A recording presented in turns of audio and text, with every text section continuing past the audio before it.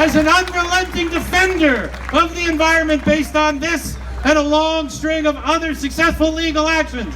I could tell you so much more about him, but let's hear from the man himself, ladies and gentlemen, Robert F. Kennedy Jr.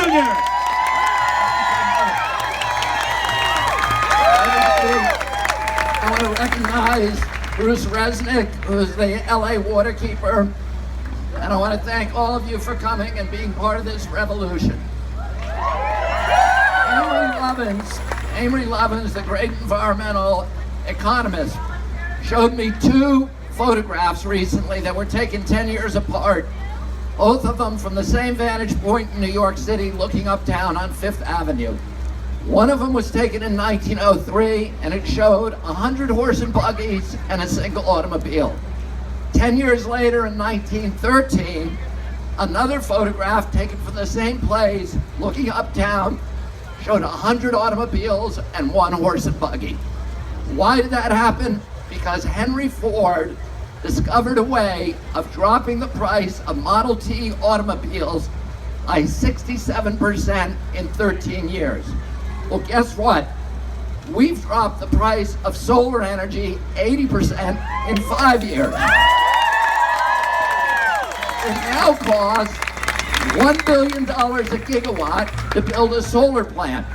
It costs $3 to $5 billion a gigawatt to build a coal plant. $5 billion to build a gas or oil plant. $15 billion a gigawatt to build a nuke plant. We could make energy burning prime rib if we wanted, but that's not what the market's going to tell us to do. The market is going to tell us to take the cheapest way, which is solar and wind, and the markets already know that. And that's why the top 50 coal companies in this country are now in bankruptcy. The top three coal companies, Arch, Peabody, and Consol, have lost 80% of their value in the past 2 years. You know what? The economic rationale for coal and oil is gone.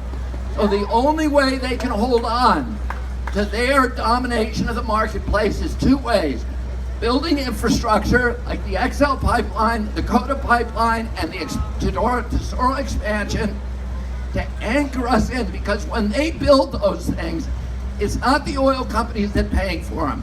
It's Goldman Sachs, it's Wells Fargo, it's Citibank, and it's the pension fund, so that they get everybody else involved in their crime against humanity. Divest! And all these powers. The other thing that they do is they hijack our government. So today, we have the head of Exxon Oil running the State Department. We have a man, Scott Pruitt, who's running EPA, whose only qualification for that job is the money that he took from the Koch brothers and 15 lawsuits that he filed against EPA. He has vowed to destroy EPA, and Donald Trump made him the head of EPA. And who's the head of our energy department? Rick Perry. Rick Perry, Idiot. who during the campaign, Donald Trump said that Rick Perry was a, quote, dimwit, quote, an idiot. He said the only reason that Rick Perry got glasses is because it's the only thing that can make him look smart.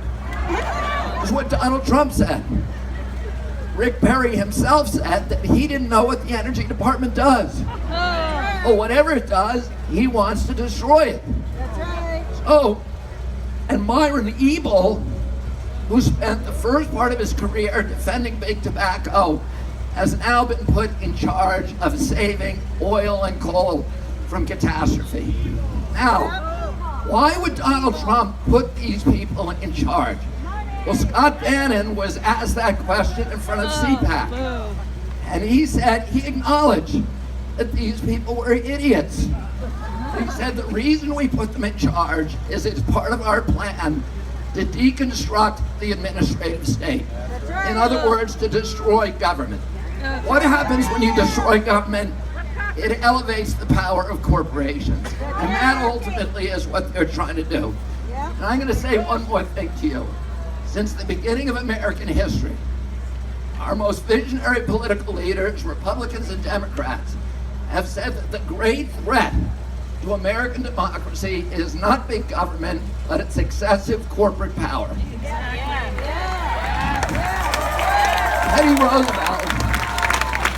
Teddy Roosevelt, a Republican, said that the American democracy would never be destroyed by a foreign power, but it would be subverted by malefactors of great wealth who would steal it from within.